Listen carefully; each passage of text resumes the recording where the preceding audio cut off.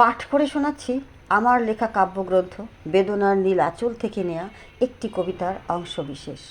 কবিতার শিরোনাম আমি বাঁচতে চাই।